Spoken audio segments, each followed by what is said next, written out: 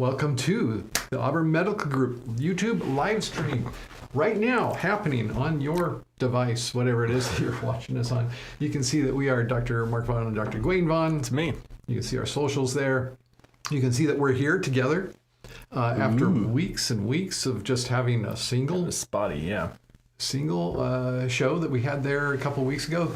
You know what? I think I'm going to be gone again next week. And then the week after that is Labor Day.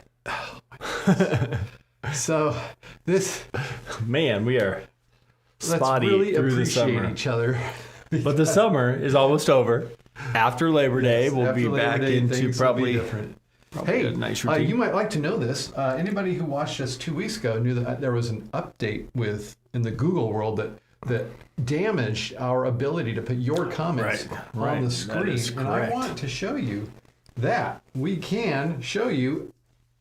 There it is. Look at that. Hey, it's working again. That is Kathy saying, I have never been the first in a lifetime live chat. Well, welcome. Welcome, Nice. Kathy O. There you go. We're glad to see you too. Laura Webb, hello, doctors. And Lizzie Antoine. Hello. Woohoo! Yeah. You're late, but here. Look at the picture. Wait, look at. Where's my other? Oh. What is going on here? Look at the picture. It's Lindsay Antoine. Woo! Super glad to have Lindsay Antoine participating. Now, they don't see it there, I don't think. Wait, can you see it? What do you see? We have these little things that indicate who those come up. Our best fans They don't come up on our video, but they come up on the live chat. Oh, okay. I think it must be a new YouTube thing then. I guess. So you can see. I think it's based on comments. We're really happy to have all of our people commenting. We're really happy to have Lindsay Antoine participate in the show. And we want to let you know what today's show is about. It's about the anti-science. Anti-science thoughts, movement, influence that's going on in our present age for the last 5 years that I didn't really... This is the opposite of Nacho Libre, the guy there. Why have you not been baptized? I believe in science. I tell you, I believe in science. Was that... Felicidades. Was that Chancho? Chancho. No, it's not Chancho. It's the guy who plays his partner in wrestling. I think Skeletor. It's not Skeletor. It's something. Anyways. Somebody on that movie starred in Gentleman Cowboys. And I don't know his name, but man, he has a lot of teeth in his smile. I know that. Okay. Gentleman Cowboys being another movie by Jared and Teresia, whatever their last name is, that made not Nacho Libre. Well, they may have made Nacho Libre. I'm not sure. Jared Hess. Yep. Jared and Teresia Hess made Napoleon Dynamite. And another movie with, I think they did Nacho Libre too, if I'm not mistaken. Yeah. We were having, me and my son, and actually his, my nephews were having a pretty heated debate on which one is better, Nacho Libre or Napoleon Dynamite. Which side did you come down on? It was difficult. I came down on Napoleon Dynamite. I would too. Too. And Nacho Libre didn't quite do it for me. And I'd put Gentleman Cowboys kind of in the realm of Nacho Libre. Hard to say. I mean, they're both bad in different ways. Anyways, before I derailed you, you were talking about anti-science. Lindsay Antoine, a fan of Nacho Libre. Excellent. Impossible choice. This is Sophie's choice. Why are you doing this to me? Sorry, Lindsay. We're about the last 5 years, I've been acutely aware of it as a doctor practicing family medicine with patients affected by these influences on them that were hardly there. I mean, it existed. We had people who wouldn't get vaccines. I had difficult situations, with relationships with friends. Sure. Because of anti-science, anti-vaccine type of thinking and just incredibly motivated opinions. Usually am. Back before COVID. And then with COVID, we've just seen it explode. And it's people who weren't that way before. Yeah. I guess that would have to be the case if we're seeing more of it, I guess. People not even getting their flu shots now who used to all the time. People who started getting their COVID shot series not getting it anymore, saying they'll never do that again. Yep. Not even. I mean, you can't even. Most of them, there's some exceptions, but most of them I can't even talk to. Right. There is no conversation. Can't. Their mind's made up. I don't have something to contribute to a medical conversation about vaccines as a medical doctor to a patient. It's really weird. And that it's is very disturbing. Disturbing, for sure. Okay, let's see what our comments are. That's an impossible choice.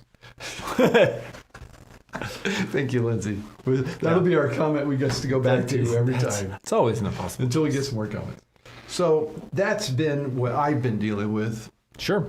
And I've seen that. And I think the bigger concern is that we're seeing this institutionalized, maybe is a better way to say it, where the whole MAHA movement, Make America Healthy Again, is really, I mean, the part that is we rely on at the governmental level is being taken apart. For example, ACIP, the American Council on Immunization Practices, they make recommendations for vaccines. That's been gutted and reformed by RFK. There's now been talk that the USPSTF, the United States Preventive Services Task Force, that we rely on, that have experts that make recommendations after reviewing all the data about appropriate screening tests, and actually whatever gets an A or B reading on that has to be covered by insurance. This is important. There's been talk that should be completely gutted and redone. That's by RFK again. That's what concerns me, that this is a movement that has seeped into our institutions and is removing things that are what we doctors rely on. Now we'll figure something out and we'll find another thing if we don't trust the government or the governmental agencies. But for the longest time, we've at least had a credible agency that we could rely on that was apolitical. This was outside. They just looked at the data and made recommendations based on that data. But now we're seeing other things creep into that, which is using, we can use all different terms, junk science, I'll go ahead and say what some people will think when they say this, and they'll laugh at you using the term apolitical. But I would agree that compared to what we're seeing now, it was relatively apolitical. I mean, there was probably, a little bit, but the reason pretty good. The reason RFK wants to take down, or I don't even know what he wants to do with the USPSTF, is because he claimed it was woke. Those were his words. Now, first of all, what? Yeah. How is making recommendations for screening for breast cancer, or for colon cancer, or for prostate cancer, or for diabetes, or for... They make HIV treatment recommendations. They make they make a lot of the recommendations that we rely on. Pretty much any screening test that we do comes from that, like PSA. The new recommendations for that. AAA screen at 65 to 75. CTs for all of that. Lindsay asked. This is based on what we were saying earlier about the patients, not listening to, not caring to hear what the doctor has to say about the vaccination. Why do they trust you for the rest of their medical care, but not for that particular area? And that's the question we have. Thank you for putting it in one sentence there.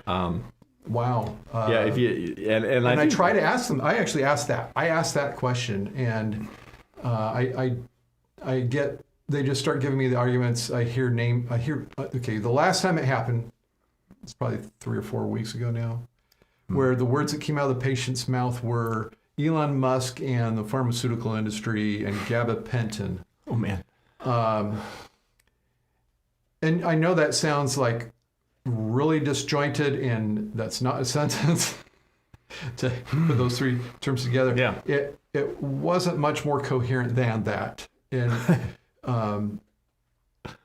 I said we're done. We're not having this discussion any longer at that point because I couldn't process. Yeah, how do you work with that? How do you put difficult. those three in a sentence? What's that got to do with anything? It was just so far removed from anything in my in our access orbit. for information. And it's funny that you mentioned, or that I would expose myself to. Yeah, you mentioned gabapentin because I don't know if you, but apparently that's the bad guy now. Well, that we're keeping people from getting their pain resolved because gabapentin. I have no idea what Elon Musk has to do with gabapentin, but a generic medication that's cheap. Yeah, generic medication. We should Let's clarify. Nobody's making much money off of a generic medication. I mean, they do sell it, and people make money and have companies, but it's not an Ozempic. Or this is not a Scarisa, multi-$100 medication a month. Yeah, you're not seeing ads for this medicine on television. Maybe you did at one time, possibly. Yeah, it's funny that you bring up medications. Of course, vaccines seem to be at the spearhead of this, but I'm seeing that too, that medications are starting to follow, that there's a new distrust for medications. And one of the big ones I've seen is statins. I don't know if you've seen that as well, but statins are not as... Misinformation about statins is readily accepted. There is this network out there, and my patients are embedded in it, and I'm not exposed to it. I think a lot of it is on Fox News maybe, or Newsmax. I had one patient tell me that's where they're getting their information. Okay. And it's not from the programming so much as the commercials in between, which getting your medical information from a commercial advertisement. Please, somebody help me with this. How? Or YouTube, or some influencer on YouTube that has quasi-credentials. It's amazing. If they see it on a screen, it's true. Hey, we're on a screen. But they don't watch my show. They come to me as a doctor, but they don't watch. That's how we should seriously, do my this. patients we don't just watch. need to have video visits with them instead of actual face-to-face All right, let's get encounters. caught up on some comments here. We put out a lot of stuff.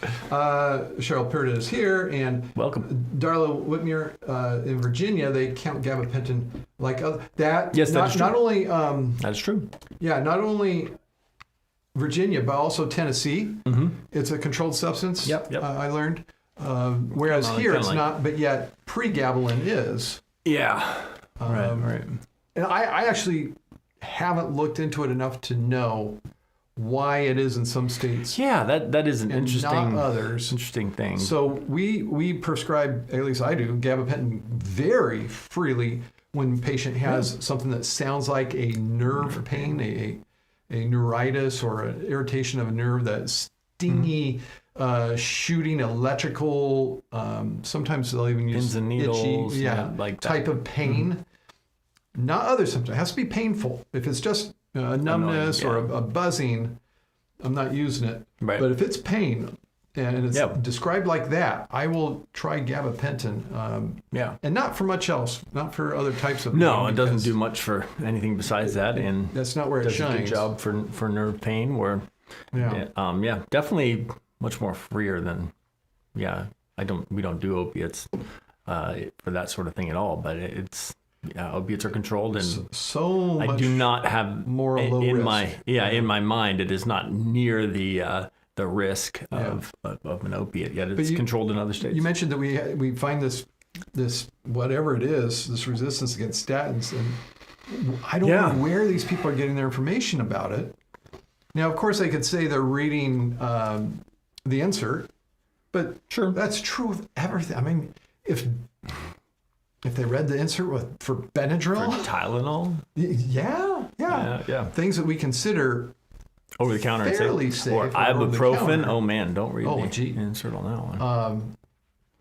So is it that they're selectively reading inserts, or is it they're? No, I think there's. I don't think so. I don't think that's what. I think there's something out there. There's this, because usually this comes up before I've even prescribed it. In my case, I do observe, and maybe we'll even invite the audience to see what we're doing here. Maybe do a little looking up here of. Are you going to go down? Prescribed drugs in U.S.? No, statins are probably up there. Let's see. AI is giving us our answer here. Let's rely on that. You see, they Well, can. it looks like What it. is it in? Control Plus? Yeah. It is? Yep. All right, there we go. Control I Plus, gotta move over. according to Dr. Gawain. And you should be able to read over here, Atorvastatin. It's a statin. according to Lisinopril. Calc. So it's Lipitor, Synthroid. I'm using the brand names here. Zestril. Wow. That's interesting. Lisinopril. We moved away from that They recently. converted everybody over to losartan, Guess not. which also is generic. So these are all generic. Okay, these are brand names, and you can write for it with the brand name. But you will get the generic. But the medicine can be given generic. There's a little thing we mark when we write the prescription to not give the generic, give the brand name. I don't even do that for thyroid anymore, to tell you the truth. No. Oh, in rare cases, people are super sensitive. Yeah. So I'm not using brand name drugs. These drugs are available as generics, meaning anybody can make it. I mean, you could start a factory and manufacture this, and you don't have to pay any kind of royalties or licensing fee to whoever invented it. Maybe you should. Somebody out there, this is what you should do. But the reason they don't is because there's no money in it, because the competition is huge and comes from other countries. So please make gabapentin. Make it. I'm not stopping you. There's no law about the patent stopping you. So, if you think gabapentin is just a way to make money, then please have at it. We'll pat you on the back. I don't. Statins. The reason statins are the bad guys is because they are either the most prescribed or one of the most prescribed. Yeah. Specifically Lipitor here, which had a great advertising campaign. If anybody has coronary artery disease, they should be on it. If you've had a heart attack, you should be on it. If you have high cholesterol or diabetes, and we're trying to prevent that first heart attack, if your risk is high enough, if you had a stroke, you should be on it. Yeah. Why do this? We do this because we do it based on risk, and we calculate that risk. We know what that risk is, and some people look at risk and say, risk of 20-30%. That's nothing, doc. Over 10 years? Yeah, over 10 years. The risk of me having a heart attack is 20% over 10 years. That's 1 in 5. I can play those risks. But we as doctors know, if we treat 5 people who have that risk, we're going to save a life or save somebody from a heart attack. I did have a patient today with elevated cholesterol that I didn't recommend statins for. I do that sometimes. Because I did the calculation. Her risk was 2.2%. Yeah, they have high cholesterol. She's in her 50s. Risk is 2.2%. Yeah. No. The calculator is helpful for that. We're not going to make a significant difference in your risk. Yeah, you can look up these, your own risk if you know your numbers. Here, let me what is it? It is. I'm going to put it in the description right now for them so they can do it. I'm trying to remember what the ASCVD. ASCVD. That's where those are the letters I was looking for. Maybe I won't put it into the description. If you just Google ASCVD risk score, ASCVD, it'll be the first thing that comes up. It's by the arteriosclerotic cardiovascular disease. ASCVD, five letters. Okay, did I get out of the most commonly prescribed? So my point of showing that it's the most prescribed drug is that is the drug that people on medicines are most often going to be talking about. Because it's the one out there that most people who take a medicine, or the plurality, are taking. So it's going to be the one that gets discussed. That's why it gets picked on. True of gabapentin too, probably. And so, people are convinced that it ruined somebody's life. Yep. Heard that one. There's a story going around. I knew somebody, or my brother knew somebody. I haven't heard that about gabapentin, but I have heard that about atorvastatin. Yeah, and that's very interesting that these patients are able to tell these stories, especially when I may actually be the doctor for the person they're talking about. But of course, I can't say anything if I do. And I know that taking a statin did not ruin somebody's life, but from what we see with the studies, statins are saving lots of lives. It is true. The stats for stroke, heart attack, people still have them. They have them at older ages. Yep. fewer people have them. Mm-hmm. Yeah, it's disturbing that, again, they're not listening to me, or they'll have a side effect with a statin. Say this is on the list of side effects for statins, so the statin caused it. We actually have a way of testing to see if a statin caused muscle pain in a person. Mm-hmm. And I'm trying to think if I've actually seen it positive. Certainly more often than not, I've seen it negative, that it wasn't the cause of the symptoms they're having. The symptom is usually like a muscle pain, not a muscle pain. I'm sorry. Everybody's got muscle pains. So you say that and everybody's got it. Yeah. No, it's a very specific type of breakdown of muscle myositis. That is the true side effect that we get worried about. Big muscle groups, across the shoulders, the hips, low back, these areas where there's huge muscles of the body is where they're going to feel it, and it's going to be a weakness and an injury to the muscle, a pain, easily seen on lab tests because the muscle is being damaged and leaking out something we can measure. Yep. Yeah, I don't know if I've ever had any. Maybe once. I can think of maybe one case. But yeah, for the most part, it's. And even then, a lot of people, quote unquote, have that muscle pain, and if you switch the statin, it gets better. Not all statins are created equal. So. Yeah, that's true too. That's one of the reasons Lipitor is so big, because we're given 10 to 20 milligrams of it instead of 80 and 100 of the old ones. Like Pravastatin, getting or the same effectiveness for stopping stroke and heart attack. With a quarter of the lower dose of the side effects. Yeah, it's an incredible age to be prescribing statins. And now we have another one that's 5 and 10 milligram and works as well as Lipitor 20. It's incredible, and it's a generic too. Yeah, it's just not the bad guy yet. Not prescribed as much. So, wait, we've got some great comments here. Lindsay Antwine, I have zero patience for these people. Lindsay Antwine, I don't think these folks read too much or comprehend what they read. Some of it's reading, a lot of it's television, a lot of it's something they hear.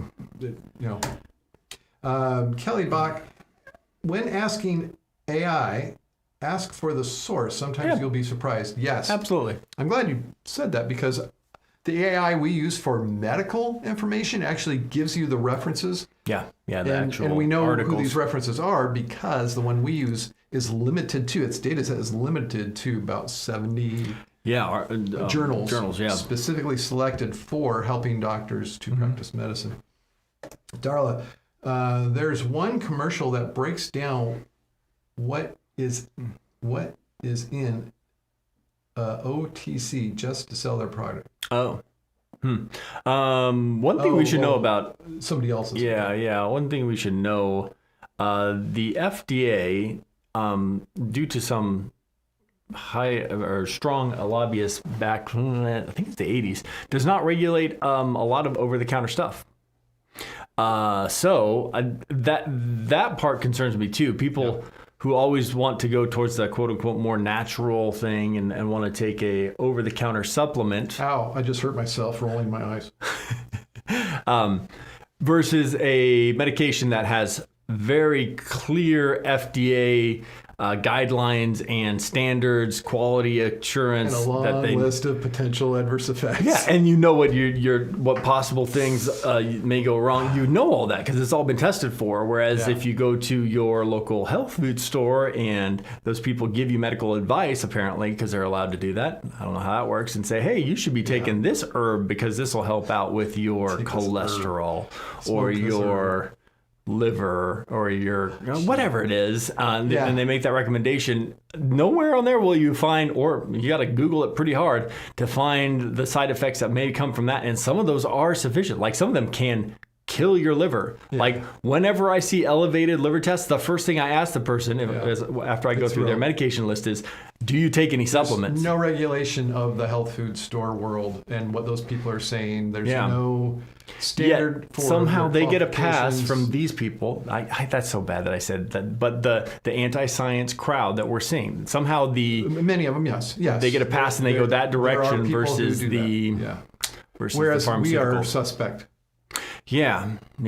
We're the ones who don't know, but the kid working the health food store is able to give them the advice. Yes, that is the world we live in. So, Kelly Bach, it causes spasms. I don't know. is she talking about statins? Yeah, I think so. Not so much statins. True. Not spasms. True.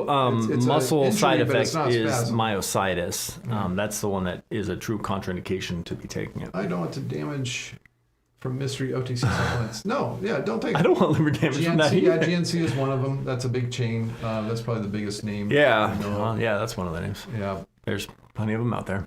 So getting back to this new experience over the last 5 years, a lot of it is COVID related. Yeah, there's been a shakeup for sure. The term vaccine injury, which is a real thing, and people can be injured by vaccines, and people have been hurt by COVID. I have to keep saying that. I hate saying it, but I have to keep saying, yes, that has happened. But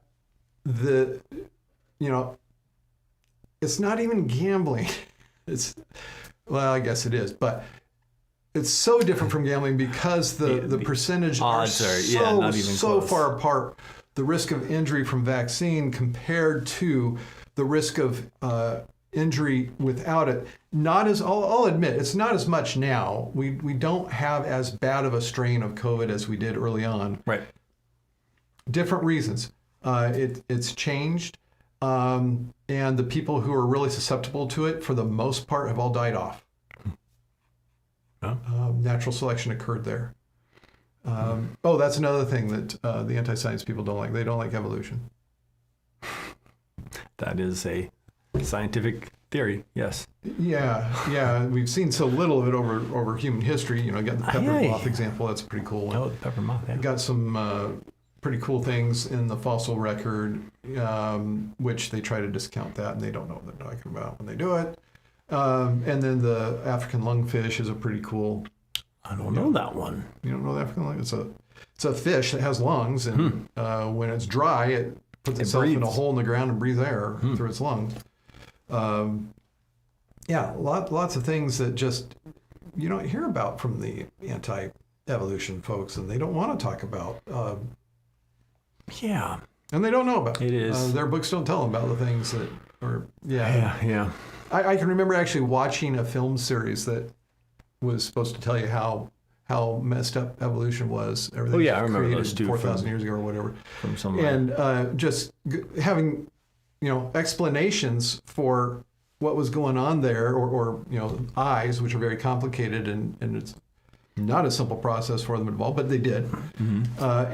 And just saying it couldn't happen, and no, it can. The people doing the explaining don't have enough imagination, for one. And not that it's just imagination, it's just that for you to be able to think in those terms, you need a thought vocabulary, I'll put it, by being familiar with the process and the ideas that have come around and just simple facts that have been observed. So, let's see. I think we're all caught up now. We got caught up with the comments and questions. What were you going to add there, Dr. Gawain? I'm not sure I have anything to add to that. Wow. You end on that? Wow. Okay. I thought we were going to get to some other stuff. What's our takeaway? Okay. I don't know. Oh. What is our... That thing that I you sent me emailed something to you. I can read it because I texted it. So... You tried to text it. How does this happen, and where are we going? I don't know that it came through my normal text channels. Okay. Sorry. I do not see it. How are we going to make progress with this issue? Well, there's a disconnect between worlds. We kept talking about where are the patients getting their information. Not from somebody who's gone to medical school. Right. So doctors need, and this was my thing I said, the chairman's report at the last board meeting for SIP. Doctors need to be engaged with the broader community outside of the world of medicine, outside of the house of medicine, and they're not good at it. That is true. That kind of can be a side effect of not staying in your home community. We both grew up in the town we practice in. We're connected to the community. I am very critical of doctors not living in home communities and all moving around. Not that that's a wrong thing to do, but it's so prevalent that we're unique, and that shouldn't be. You need to be involved in your community. You need to get out of the hospital. You need to get out of the clinic, and you need to be doing things with people who aren't physicians and having relationships with them, so that we have a common vocabulary enough that we can get ideas across, and not to be so big-headed. We need to learn from the world outside of medicine. It has something to teach us. We need to not view it just as one direction. I think that is something that impairs communication when somebody thinks they know everything. And patients do know stuff. Patients have experiences, and we need to listen. But when it's the guy with the Elon Musk and the gabapentin, it's hard. It's hard. Newsmax. Yeah. Oh, Lindsay just hey, that you're changing your appearance stash. Subtly. I don't kiss him on the lips anymore because of that. Yeah, that was awkward. Well, now you've always had your stash. Not feelings mutual. Jeez.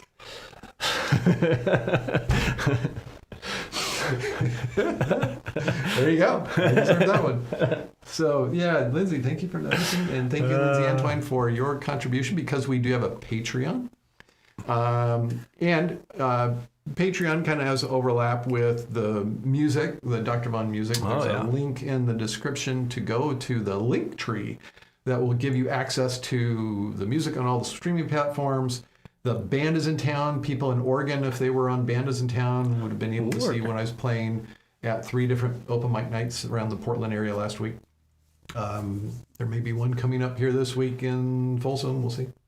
Sweet. It'll be on Band is in Town if it's going to happen. And I encourage people to listen to Terminal, a hospice song, to make this would be really cool if you made a playlist on your streaming platform using it with other songs that remind you of it, sharing it with people that you think would be significant for. And another thing I've been recommending people consider is when you're thinking of somebody that song reminds you of, play that song, or the other way around. Okay, but thank you. Those of you who have been supporting my musical pursuit, I appreciate that. Enjoying it much.